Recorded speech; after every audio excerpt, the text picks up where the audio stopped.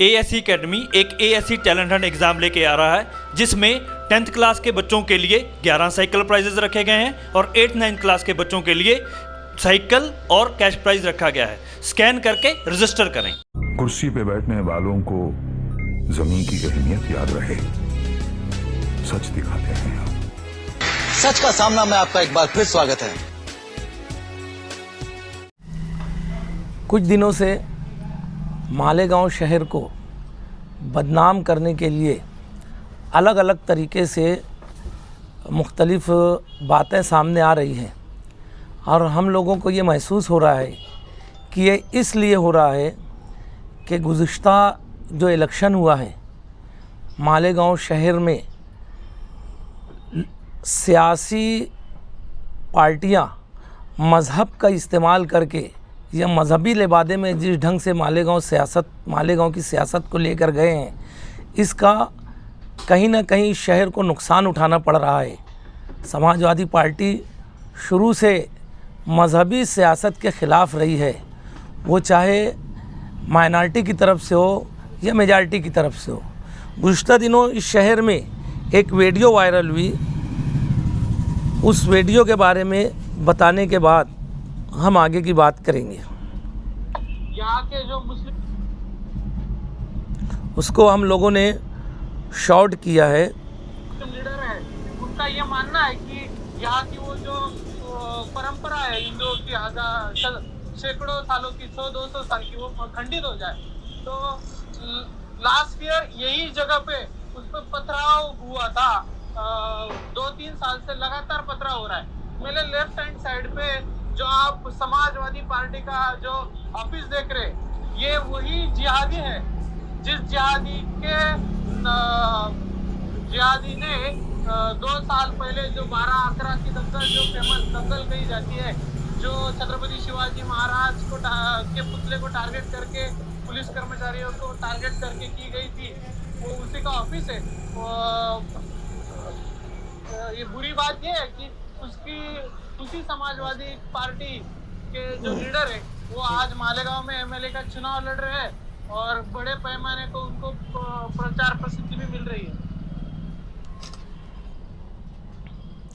जिस तरीके से आप लोगों ने सुना कि मालेगांव शहर को जिहादी, समाजवादी पार्टी को जिहादी लफ्ज़ इस्तेमाल करके, इससे पहले नीतीश राणे जी भी आए थे, लैंड जिहाद, और पार्लियामेंट के इलेक्शन में वोट जिहाद, और अभी एक चैनल खुलेआम, जब उसकी पूरी क्लिप आप लोग सुनेंगे तो मस्जिदों को टारगेट किया गया है, मालेगांव शहर के कारोबार को टारगेट किया गया है, साबुन फैक्ट्रियों को टारगेट किया गया है और यहाँ पर गैर कानूनी स्लॉटरिंग होती है। इस तरीके से उन लोगों ने इस क्लिप के अंदर तमाम बातें बोलकर शहर को बदनाम करने की और शहर के ऊपर फ़िरका परस्ती का और जिहाद का इल्ज़ाम लगाकर शहर को बदनाम करने की कोशिश की जा रही है।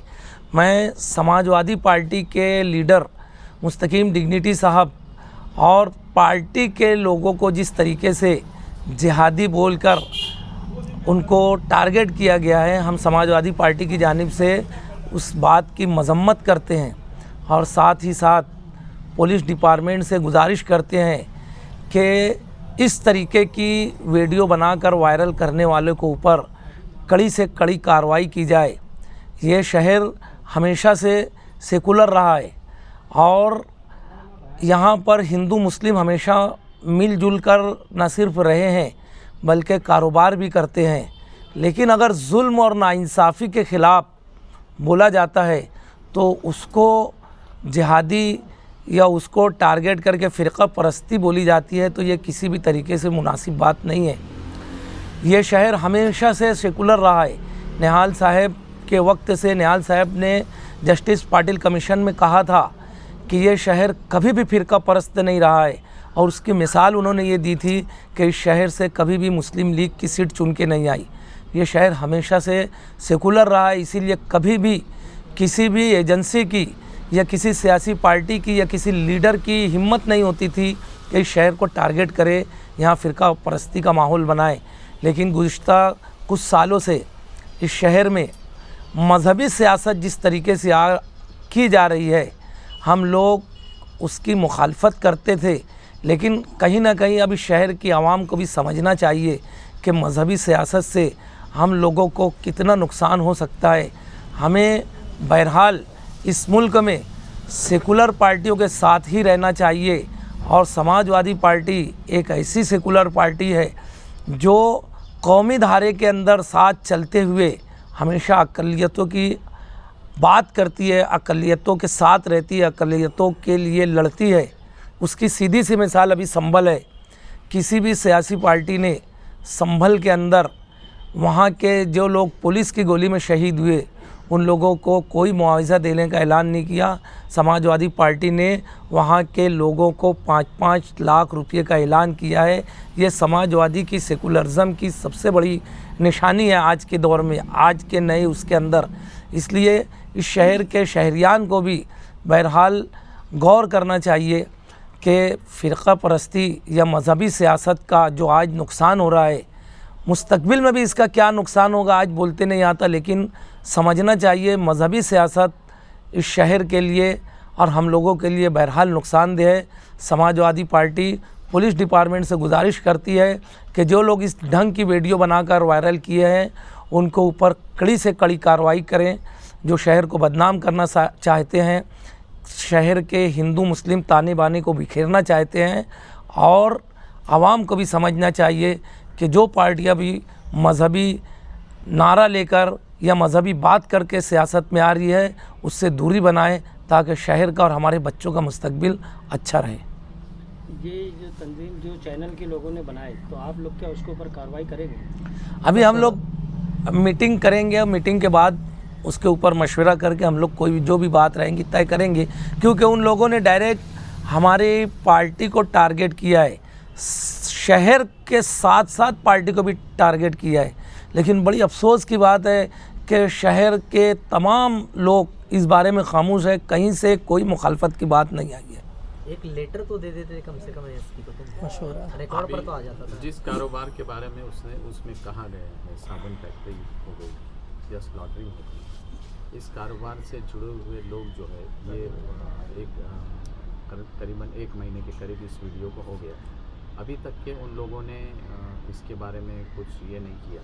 आपके लीडर के बारे में बोले इसलिए आप सामने आए और आप कह रहे हैं, लेकिन जिनका कारोबार है, जिनकी रोजी रोटी है, अगर वो नहीं है तो इसका मतलब ये तो नहीं कि वो सही में वो बोल रहे वो सच है।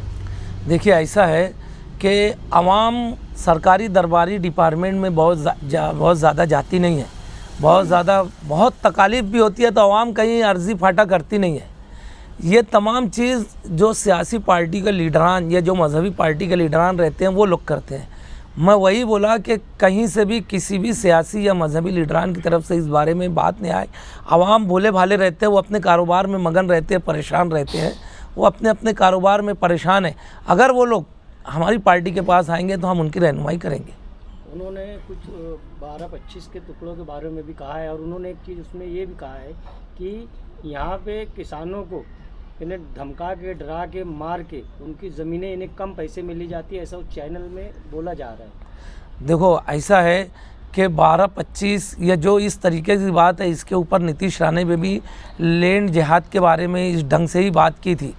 इस तरीके की बात जो की जा रही है, अगर यहाँ पर अपने यहाँ ज़मीन खरीदी का एक डिपार्टमेंट है, वो अगर इस तरीके की खरीदी नहीं दे रहा है, वहाँ बंद है, तो इस तरीके की खरीदी हो ही नहीं रही है, तो उसके ऊपर इनका बोलना, हमारा यही बोलना है कि ये लोग गलत सलत बातें मालेगांव से मंसूब करके मालेगांव का अमन बर्बाद कर रहे हैं, जबकि मालेगांव में इस ढंग की बातें नहीं है।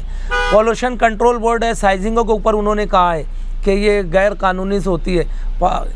पॉल्यूशन कंट्रोल बोर्ड है या ग्रीन ट्रिब्यूनल है, वो लोग तो मालेगांव में दौरा करके साइजिंगों की जांच करते हैं। जो साइजिंग में कचरा जलाया जाता है उसको वो लोग सील कर देते हैं, तो वो लोग साइजिंग के ऊपर भी उंगली उठा रहे हैं। तो क्या ये राइट उनको है? क्या जब एजेंसियां हैं तो ऐसी इस किस्म की बात सिर्फ तफरका फैलाने के लिए, और जिस ढंग से मालेगांव में मज़हबी सियासत हुई है तो लोगों की नज़र इस तरफ हो गई है कि यहाँ पर लैंड जिहाद और ओट जिहाद, इस ढंग की बातें ये अब होने लगी है। यही हम बताना चाहते हैं कि शहर जब सेकुलर था तो ये तमाम चीज़ें नहीं होती थी। शहर की क़यादत थी, जब मजहबी क़यादत की तरफ और मज़हब की तरफ शहर गया है तो ये तमाम चीज़ें शहर की तरफ आई है, और बोल नहीं सकते कि फ्यूचर में भी ये और आ सकती है। आप लोगों ने इस मुद्दे पर आज प्रेस कॉन्फ्रेंस की है, तो क्या ये ऐसा नहीं लगता है कि इस मुद्दे को लेकर एडिशनल एसपी या पुलिस डिपार्टमेंट के आला अफसरान से इन्हें मुलाकात की जाए और उनको ये सब बातें बताई जाए? हम मशवरा करके मीटिंग, हम बोले अभी कि हम लोग मीटिंग करेंगे, हमको क्या आगे करना है, कुछ कानूनी कार्रवाई करना है, जैसे हमारे ऊपर आतंकी का, जिहादी का इल्ज़ाम लगाए, या तो एसपी को मेमोरेंडम देना है, जो कुछ भी रहेगा हम लोग मीटिंग में मशवरा करने के बाद उसको तय करेंगे। जो है उसका जो बोल रहा है उसका चेहरा ब्लर करके बताया, तो इसका मकसद तो उनका साफ नज़र आ रहा है कि वो चेहरा छुपा के बात करना चाह रहे हैं। तो क्या आप ये भी मुतालबा करेंगे कि वो छुपा हुआ चेहरा कौन है उसको भी बेनकाब किया जाए? करेंगे हम लोग तो जब एसपी के पास या हम कोई कानूनी कार्रवाई करेंगे तो ये तमाम चीज़ें आएंगी कि कौन लोग हैं, उसके ऊपर कार्रवाई करो, जो आज हम डिमांड कर रहे हैं। आज प्रेस के ताल्लुक से, प्रेस की मार्फत अगर हम लोग ये डिमांड कर रहे हैं कि ऐसे लोगों के ऊपर कार्रवाई की जाए, तो पुलिस का काम है कि ऐसे लोग जो शहर का अमन ख़राब करने की कोशिश कर रहे हैं, इनको ढूंढ कर निकाले, इनका चेहरा आवाम के सामने लाए कि ये कौन लोग हैं जो शहर को इस ढंग से बदनाम करना चाहते हैं। और पुलिस से ज़्यादा ना ऐसा लग रहा है कि वो इलेक्शन से पहले बनाई गई हुई क्लिप है और इलेक्शन हो गए, वो इलेक्शन के बाद इन्हें उसको रिलीज़ करने। अब जब पुलिस उनको गिरफ्तार करे और उनसे पूछे कि इनका पीछे, इसके पीछे कौन लोग हैं और इन लोगों के मकासद क्या हैं। पुलिस से ज़्यादा आज की जो प्रेस कॉन्फ्रेंस है वो हम लोग आवाम तक ये पैगाम